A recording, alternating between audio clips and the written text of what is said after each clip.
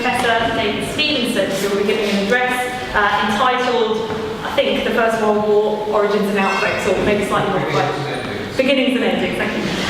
So Professor Stevenson studied for both his undergraduate degree and his PhD at the University of Cambridge, and in 1982 he joined the London School of Economics as a lecturer. In 1998 he was appointed as Professor of International History, and his specialisms include the international relations of the 19th and 20th centuries, and of course the First World War, which he'll be speaking about today. He's published prolifically on these topics, most recently with the release of the book 1914-1918, The History of the First World War. I have it here and I can highly recommend it to all of you. It's a great stocking filler if you're interested in that. Don't just take my word for it though. Academic greats such as Ian Kershaw and Harvard Professor Niall Ferguson have also endorsed Professor Stevenson's work, and they've endorsed it to the highest degree, in fact, calling it respectively superb, and saying that the author himself is the, and I quote, the real deal. Professor Stevenson is currently working on a new book entitled In a Dark Time, Strategy and Statecraft in 1917, which we look forward to. In addition to his work at LSE, he's also a member of the Academic Advisory Committee, the Imperial War Museum's First World War Galleries, and an advisor to the, I hope I pronounce this correctly, Europeana learning website. Europeana. He regularly appears on televised debates concerning the First World War, and two of the most recent of these include the BBC Two's The Pity of War, and one of my favourites, which you may have seen a few months ago, The Big Questions on BBC One, where you're involved in an academic jousting session with Jeremy Paxman. I think you've got the better of him in that, if I may say so. So we're very excited and honoured to be welcoming Professor Stevenson to the NCS in this centenary year, of course, of the start of the First World War, and I'm sure that what he will say will be as interesting as it is illuminating. So please join with me now in welcoming LSE academic, author and current authority on the First World War, Professor David.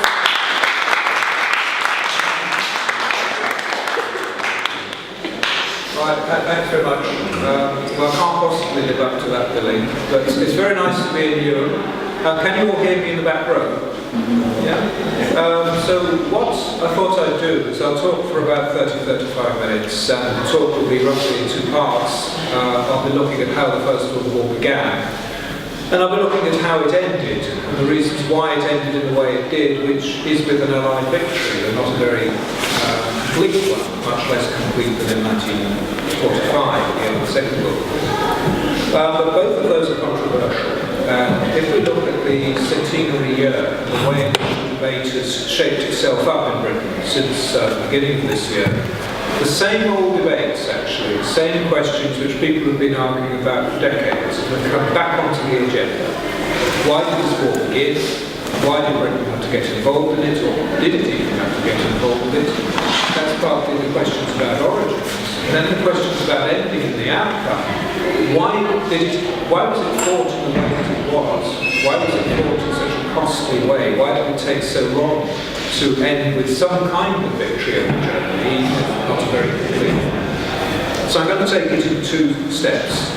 I'm going to start off then with the outbreak of the war, and I'm going to give you a kind of quick overview of what actually happened in July-August 1914, and then I'll look in more detail at the underlying reasons for the decisions that the governments took, which caused that European war to happen. At the first level, it's terribly complex, but if you kind of simplify it down, there's three stages. The war begins in the Balkans with a clash between Austria-Hungary and Serbia. I'll show you a map in a second. Then it escalates to continental level, involving all of the European big powers, and thirdly, the British come in. There's the map. So you can see that the political map of Europe looks very different then from what it does today. It's actually a much simpler map. There's a large part of Eastern and Central Europe that's broken up into small national states since the First World War, and then after the end of the Cold War, the breakup of the Soviet Empire. It looks a much more complicated map, but if you go back then, Eastern and Central Europe, much of it came under the control of single consolidated empires. And right in the middle of the picture, there's Austria-Hungary, which broke up at the end of World War I, but as of 1914 is a multinational empire, 12 major ethnic groups, lots of smaller ones. There it is in the centre of Europe, and it's very much at the heart of the facts and developments that lead to the outbreak of the war. What the map also shows us is roughly the political alignments, the alliances that shape up once the war breaks out. Italy is slightly complicated because Italy was allied with Germany and Austria before 1940. But Italy stays neutral when war breaks out and eventually joins the Allied side. So Italy complicates factors, but otherwise the basic thing you need to think of is that there are 6 big powers in Europe. There's Germany and Austria-Hungary on the one hand, so central powers in pink here, joined later by Bulgaria and Turkey. And on the other side, it's what's called before the war the Triple Entente. After war breaks out, it becomes known as the Allies. That's based on Britain, France and Russia, but Italy joins them, so do many countries down in the Balkans. Anyway, that's the basic lineup. World War I is a clash between 2 big alliance blocks. But it starts as a much smaller clash, a war down in the Balkans between Austria-Hungary and Serbia. And what triggers it, everybody probably knows, is the assassinations. This is a scene, photo was taken at Sarajevo, the capital of the Austrian province of Bosnia, on 28th of June 1914. It shows you just after the assassinations, the police probably arrested one of the plotters. There was a group of 7. They were high school students who were involved in the plot. The man who actually does the assassination, Gavrilo Princip, was aged 17. I'll show you a picture of him in a second. Those are the people who were assassinated. That is the heir to the throne of Austria-Hungary, the Archduke Franz Ferdinand. So he's the person who's a heartbeat away from the top job. The Emperor, Franz Joseph, was over 80 in 1914. Franz Ferdinand was going to take it over very soon. That's his wife, Sophie, Duchess of Hohenberg, coming down the steps at Sarajevo Town Hall. This is a few minutes before they were killed.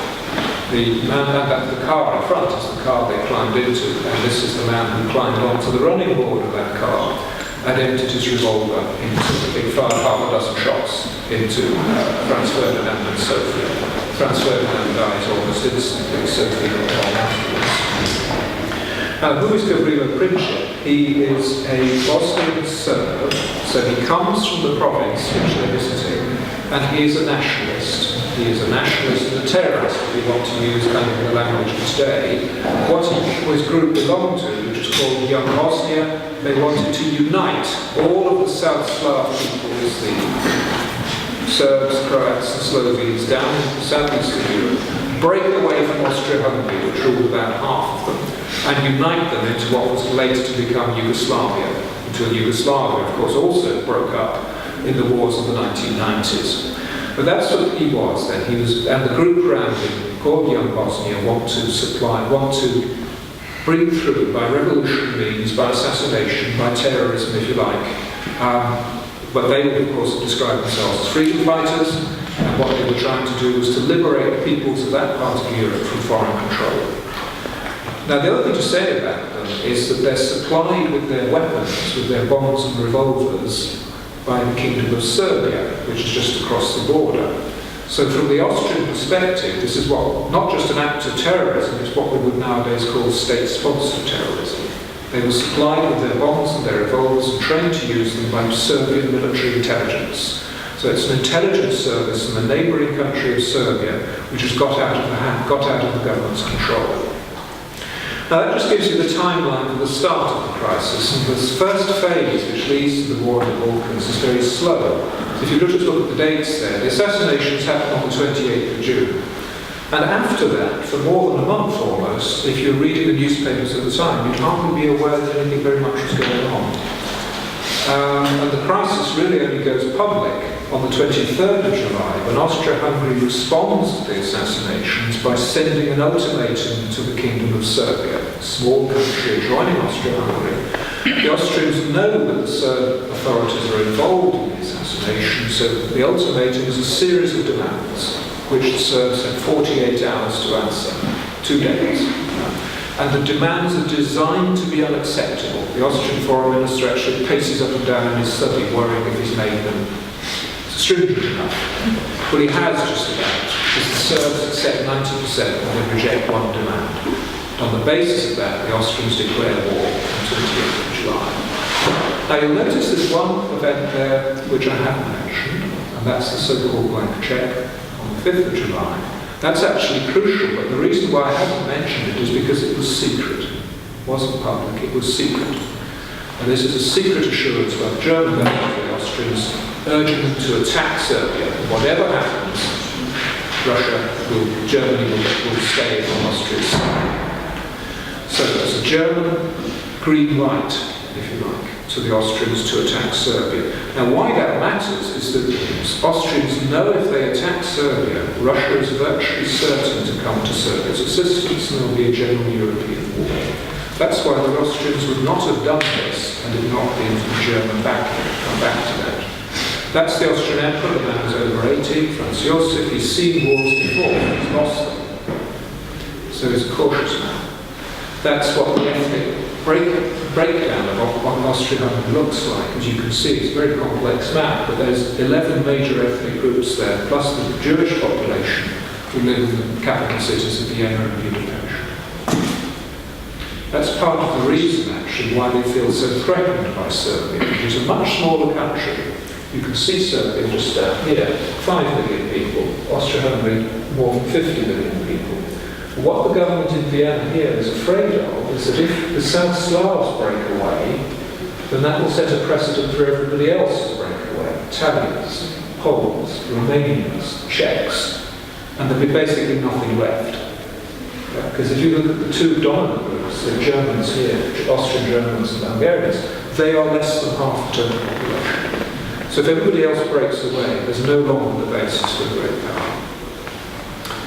Continental War. Now the second stage of the July crisis is once it starts slowly, but it then goes at tremendous speed. And within a week of Austria declaring war on Serbia, all of the big European powers are at war with each other, except for Italy, which comes in later. The key thing that triggers all this is that the Germans give their assurance to Austria. Austria declares war on Serbia. Then the key point is Russia does come to Serbia's help, which is what both the Austrians and Russians have been afraid of. And what the Russians start doing, you might like to think of parallels with the contemporary situation. So the Russians don't just take a stand, they back up their stand with military measures. And in particular, what they order is what's called general mobilization, which means putting the whole of the Russian army and navy on alert and bringing them up from peacetime strength to wartime strength. In peacetime, the Russian army is just under 1 million. Once they put through general mobilization, it will be about 4 million. So that's the sort of scale of what's going on. And the Russians start their preliminary measures from the 26th of July, so just 3 days after the Serbs send their to the Austrians inactivated in Serbs. You can see the Germans respond to this. What you need to remember is the two big alliance blocks in Europe. Germany aligned with Austria, Russia aligned with France. Germany declaring war on Russia, Germany declaring war on France at the beginning of August. That's the continental situation. Why do the Germans do all this? There's the Emperor, Wilhelm II, characteristic picture, quite well smart, because that gives you an idea of what the character is like. He's always kind of striking the pose. He has a withered arm. He had a complex about a withered arm. He has a complex about being British. He speaks fluent British. He's been brought up by he actually blamed a British doctor for the fact that he'd been born with a withered arm. He has his grandson of Queen Victoria. He speaks fluent English. He admires the British, but also sees them as a threatening country. So he's very inconsistent, but he's the person who's supposed to be keeping German policy on an even keel, and balancing between the civilians, that's the Prime Minister or the Chancellor, and the military, that's the chief military man, von Moltke. Look at the picture, actually, the faces are often interesting. You see this kind of haughty look in Moltke's eyes. He wasn't a very man who was very sure of himself. Now, the Germans act in this very drastic way in the crisis. We need to always just sort of start, before looking at the war, at what the Germans actually do. Let me just summarise. Number one, the Germans give a blank check. So that means they encourage their ally to start a war in the Balkans. Number two, the Germans deliberately risk a European war because they know there's a high chance that Russia will come in and it will get into a big power war. Number three, once the Russians do come in and start taking military measures, it's the Germans who actually start the war, because it's the Germans who declare war on Russia, and declare war on Russia's ally, which is France. And the Germans use a pretext for that. They allege that French aircraft had bombed Nuremberg, which was not true. Final thing the Germans do is they invade Belgium because their war plan, the only way they think they can defeat France quickly is by going through Belgium. I'll show you a map in a moment that just explains that. By going through Belgium, they bring in Britain. So the Germans do all these things. Now, it's not meant to say they're the only people who are responsible for the crisis, but they're really very central to the way the war happens. So why do they behave in the way they do? And I put a list of points there. The ones I really want to emphasise, the ones further down the list. From the German view, they say they're encircled. Here's the map again of the great powers. Here's Germany. Austria-Hungary is falling to bits. It's only a remarkable ally. Potentially Germany faces a war with France, Britain and Russia. This is why the Germans say they are encircled. There's a kind of iron ring of countries around them. Second thing that's important is the whole series of crises before the war. They keep arguing diplomatically. This is a French cartoon. You can see why Wilhelm II got infuriated by the French newspapers, yeah? But this is it, that he has the mailed fist. This is one of the kind of cliches about him. He's smashing his mailed fist down on Morocco. Germans and French kept arguing about Morocco. There are two big crises over Morocco. There are two more big crises over the Balkans, and these crises get more and more frequent and more serious. So it's not true that the war just comes out of nowhere. There's been a build-up for the previous 10 years. The other thing that's going on is an arms race. Now we tend to think of the pre-1914 arms race as primarily a naval race between Britain and Germany building battleships against each other. But in many ways what's more relevant is what's going on land. Where the armies are in competition with each other from about 1910. Big build-up in the armies of all the continental countries. This is German Kaiser again, actually, on manoeuvres. Every summer they had these big war games where they tried to test out their military plans. The Kaiser always insisted on his own side of manoeuvres winning. It's kind of between red side and blue side. He always had to win. Anyway, this is the German armies on manoeuvre. This is the German war plan, which I mentioned before. It's usually called the Schlieffen plan. Really, it's called the Schlieffen plan. But you see the French have fortresses down here in black. Belgium has got fortresses up here, but the Belgians haven't modernised their fortresses, so the Germans know that they've got heavy guns which can smash the Belgian fortresses. So the German plan is to come through Belgium this way and come take Paris and defeat the French, hopefully within a matter of weeks. The Germans are more and more doubtful whether they could do that by 1914. They thought if they waited very much longer, by about 1917 or 1918, they could no longer win a European war, because the French and Russians were rearming even faster than they were. So this is the German thinking. German thinking, if I could just summarise it, they want a local war in the Balkans, they're willing to see it escalate. If Russia comes in, the Germans are willing to fight a war with Russia now, because they think a war is quite likely coming anyway. And if it comes now, at least the Germans have a chance of winning it. By 1917, 1918, they won't. So it's crucial that Russia comes in. These are some of the reasons why Russia comes in. This is the Emperor, Nicholas II. And we know that the war, it turns out to be an absolute disaster for Russia. By 1917, the country's been defeated, huge casualties, probably about 2 million casualties, Russian countryside and revolution. Showing you a picture of the Russian peasants, but what's interesting, everybody gloomy as usual, but what's interesting is that in 1914, the advice that the police gave to the Russian ministry, Russian cabinet, when they decided when to go to war, if you go to war, the peasants will obey the court of order. This will not lead to revolution. It turns out to be true in the very short term.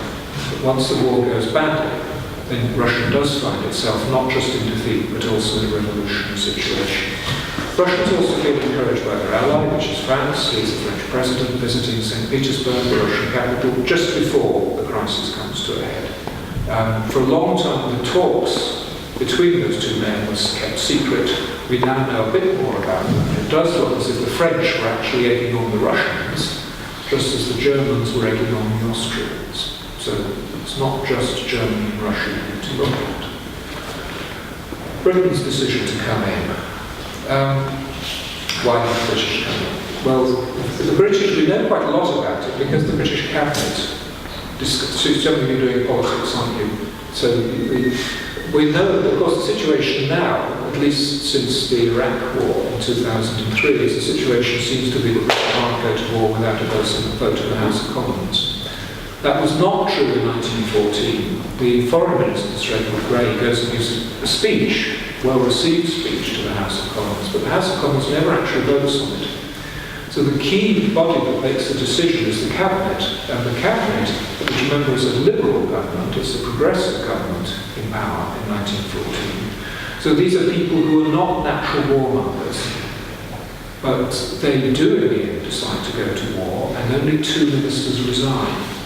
But it takes a long time for them to do that, because if you can see, the Cabinet starts discussions on the 23rd of July. And it's really discussing it every day for 10 days. It looks for a long time as if Britain is likely to stay out. There isn't a majority for going in. The day when the decision is taken to go in is Sunday the 2nd of August. And on that day, the Cabinet meets 3 times. Meets in the morning, meets in the afternoon, and meets in the evening. What we don't have for 1914 is Cabinet minutes. The Cabinet didn't introduce minutes until 1916, when David Lloyd George became Prime Minister. So it's all, if you like, very unbusinesslike, and it's even more unbusinesslike than you might think, because the reason we know about what was going on in the Cabinet is that a lot of ministers actually wrote to their wives, or actually wrote to their mistresses. The Prime Minister, Herbert Asquith, is infatuated with Lady Venetia Stanley, and the letters that he wrote to her have been kept. One of the letters that he writes to Lady Venetia Stanley, Asquith sets out the key influences on him. Got a picture of Asquith, I think. Yes, there it is. The key influence on him, he says, is that Britain should not let France be wiped out as a great power. If France is smashed, then Britain's turn will be next. Why is there such a perception that Germany is a threatening country? A lot of it is because of the naval race that had happened before 1914. I mentioned there was a land race between the armies, but there's also a battleship building race between Britain and Germany. That's probably the most important single reason why Asquith, as Prime Minister, thinks that Britain needs to come in. It's dangerous to see France smashed. And the opposition, the Conservatives, take the same view, a kind of hardline national security view. But you need to explain why the Cabinet supports that. And in particular, I'm finding here, Lloyd George. Now, if anybody's going to lead a rebellion in the Cabinet, it's Lloyd George. He's the kind of leader of the more progressive, more radical wing of the Cabinet. He's actually Chancellor of the Exchequer in 1914. The key thing that enables Lloyd George to support the decision is the German invasion of Belgium.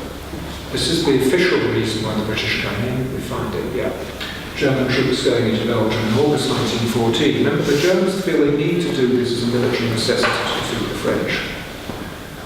But when they do it, the problem is that Belgium has been guaranteed. There's an international treaty dating from 1839, which London and France, Britain and France and Russia, all the European countries had signed when Belgium became independent. And what the treaty says is that they will respect Belgium's neutrality. So the Germans break this treaty. Now, the interesting thing, is Britain actually obliged to come to Belgium's aid? Answer no, not if you go into the legal aspects of it. But the British government chooses to come to Belgium's aid, and that's important because it's a kind of moral issue on which nearly all of the Liberal Party in the Cabinet and in the House of Commons and on the backbenches can agree that this isn't just a war in Britain's interest to stop a dangerous country getting too strong, it's also an interest to uphold international law, protect small nations, show that violence and aggression and militarism don't pay. So it's vital to understand why people on the left support this war, as well as people on the right who support the war more because of that, the German threat to Britain's battleships. I'll just show you a picture of the cheering crowds in London in 1914, and that's Trafalgar Square on the 4th of August. Note that most of the people in that picture are men, and they're young men, and they're well-dressed young men. They're not actually a cross-section of the population. This rally had happened just 2 days before. This is Keir Hardie, the first Labour MP in Parliament, addressing an anti-war rally in Trafalgar Square, which you can see is almost as well attended. You can see a lot more women, actually, in this crowd there. So the thing I want to get across is the British public opinion was actually pretty divided, right up until the outbreak of war. And what we now think is that public opinion actually did form in favour of the war later, probably towards the end of 1914, by which stage Britain had already had tens of thousands of casualties, and something rather similar happened on the continent. That's when the big recruitment campaign gets going. Remember, 2.5 million people volunteer in Britain to go and join the army, even between 1914 and 1916. I want to skip on now to the ending of the war. I'll do this more quickly, hopefully. So, fast forward 4 years. This is, I don't know where the grade it is, it's somewhere in America. Yeah, but remember, all of this really happened. Yeah, it's not kind of something that's in the books, it's something which is, you would be reading the newspapers at the time and you just see headlines.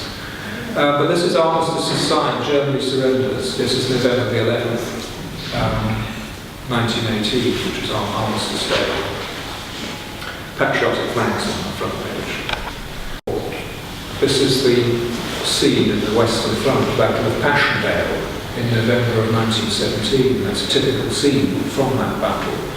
Just a year before, the British armies and Allied armies had fought for 3 months in Belgium between July and November 1917 and advanced about 6 miles. So as of a year before, it looked as if the Allies were nowhere near being able to drive Germany out of Belgium and France, the key areas in Europe the Germans and their Allies had conquered. Why didn't the war end earlier? The usual answer to this is a military stalemate. Remember that picture I've just shown you kind of summarises this. Yeah? Trenches, barbed wire, machine guns, and outside to break through. There's also domestic political stalemate in both sides. If you like, the forces, the political parties in favour of fighting on are stronger than the ones who want to compromise. People who want to compromise are mainly on the left, socialist parties in Europe, some of the Labour Party in Britain, Quakers, people from the religious side of politics. But basically, right through until the revolution in Russia, when Lenin and the communists seized power at the end of 1917, until then, in all the big countries of Europe, there is, if you like, a pro-war consensus. Diplomatic stalemate, what I mean is there, it's not possible for either side just to get round a table and to negotiate. You'd have thought, why don't they negotiate? And the answer basically is there are a number of peace feelers, but they don't get very far because the two sides are just too far apart over disputes over territory, over economic war aims, and also that both sides really distrust each other. And the argument used by, one of the key arguments used by governments on both sides is we have to win through and get a complete victory. A compromised peace will just be a temporary truce, and our sons and daughters will have to do this all again. So you can't end the war by victory, you can't end it by revolution at home until Russia in 17, and you can't end it by negotiation and by diplomacy. Now, the war does end in 1918, and the timeline is in some ways a bit like 1914, because it actually begins with a crisis down in the Balkans. Let me just run through this. 14 points. Remember, the Americans were in the war from April 1917. The American president in January 1918 sets out an extremely idealistic program called the 14 points. This is what he says the future of the world's peace should look like. One of the key features of it is there should be a League of Nations, which set a kind of international body to try to prevent war from happening in the future. Now, when the president sets out that program, the Germans reject it. And the communists in Russia, just seized power, also reject it really and sign a separate peace with the Germans called the Treaty of Brest-Litovsk. And the Germans then try to win the war with a series of all-out offensives. They attack 5 times between March and July with all the strength they've got. They're unable to break through. July to November, the Allies are then counter-attacking. And at the end of this process, the Germans ask for a ceasefire at the beginning of October.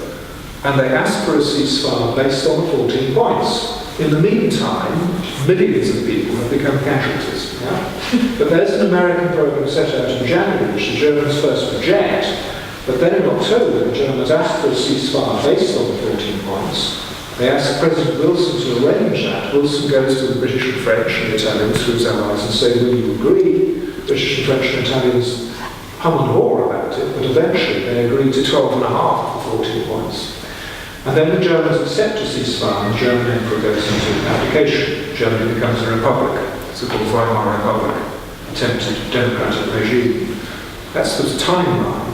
Remember then the war begins with, the 1918 begins with a ceasefire in the east. Here you see the Germans all dressed in their dinner jackets, signing the ceasefire with the Russians. These are the German military chiefs by 1918, Paul von Hindenburg on the left and Erich Ludendorff on the right. These are the people who are really in charge of Germany, because the Emperor Wilhelm II is afraid of them. So Germany will not stop the war until these people agree that it needs to be stopped. And these are the reasons why they stop it. I want to start off with this one. Number one, again I said it started in the Balkans. In September 1918, Allied troops attack up here, and Bulgaria, which is Germany's ally here, asks for a ceasefire. Now, there are various reasons why that matters. Number one, it separates Turkey, which is also a German ally, from Austria and Germany up here, so it will split the Central Powers in two. The other thing to bear in mind is Romania. Most of Germany's oil comes from Romania, in the First World War as it did again in the Second World War.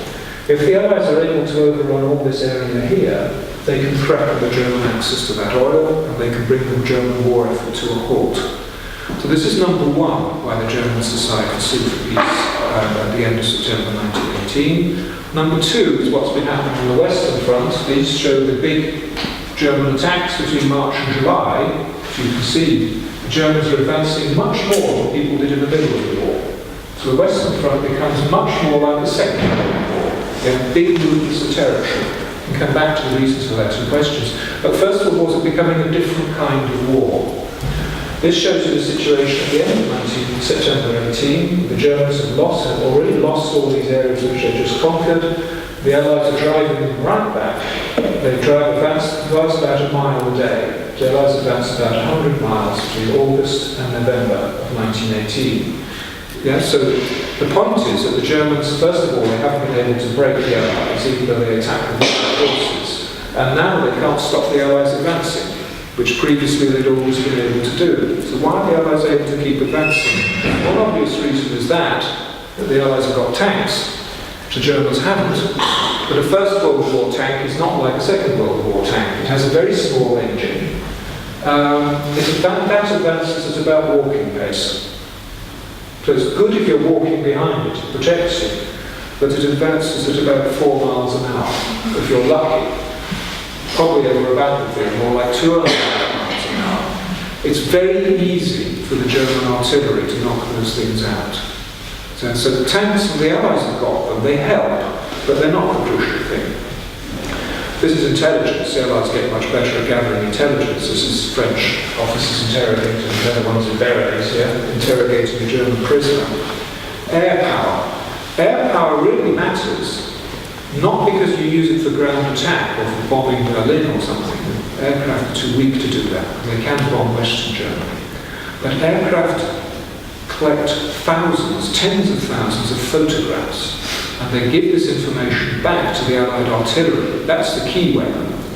These are heavy guns, so these are guns with more than 6-inch diameter.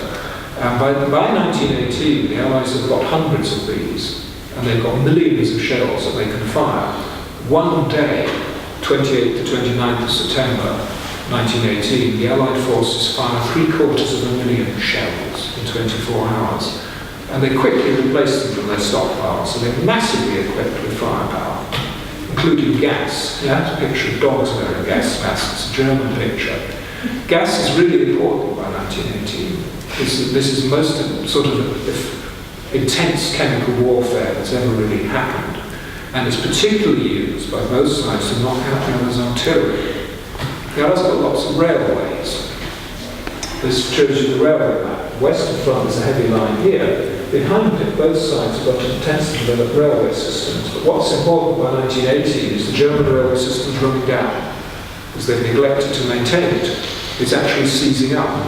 Whereas the British and Americans keep the French railway system going. The Allies have got a commander, Ferdinand Foch, who sets out a kind of overall strategic plan that the British, French and Americans all keep to. Behind the front line, the Allies have introduced the convoy system. This is a wartime photograph, or painting actually, of a convoy around the British Isles in 1918. See how the ships are zigzagging? This is to avoid German submarine attack. This is another convoy bringing in American troops.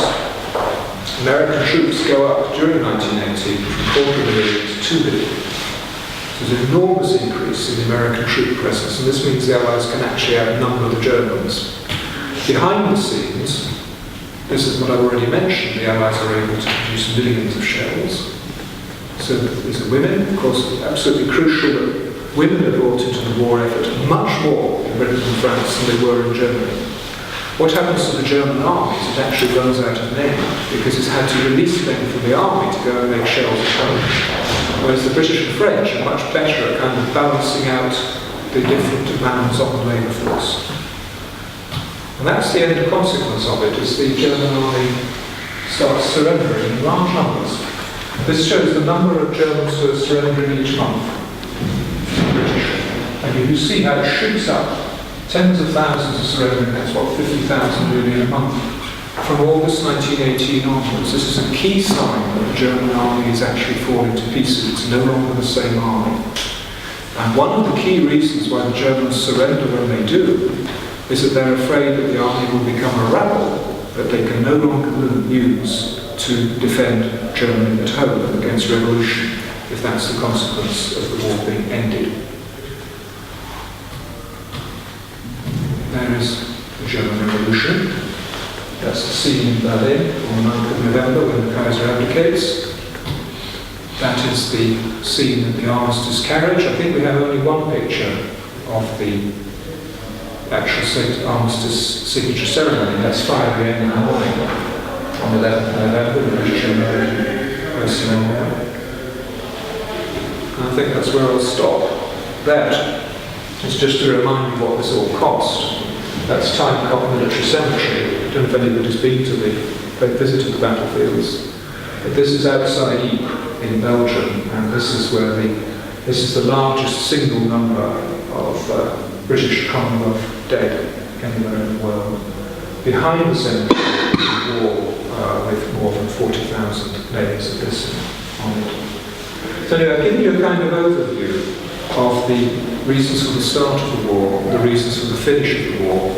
In both cases, you see how something in the Balkans actually starts it, interestingly, and how in both cases the Germans take the initiative. The Germans start the war in 1914 and say they have the main responsibility. The Germans also take the initiative in calling for a ceasefire. But one of the interesting questions, which you might want to come back to, the British, French and Americans, why did they give a ceasefire? Not just go on to Berlin. That's one of the interesting questions, and if I can just give you a quick answer to that, just politics comes in. British and French are afraid that if the war goes on until 1919, it will be an American-dominated war, rather than a British one. This argument is actually used in the cabinet. We need to stop it now before the Americans get too strong. The Americans are afraid that if Germany gets too strong, gets defeated too completely, then the British and French will set the agenda of the peace conference, and it won't be the kind of idealistic peace that the Americans are hoping for. So it's actually divisions among the victor countries that help to decide when the war stops, as well as an initiative from the country that's finally losing. I'll stop it there.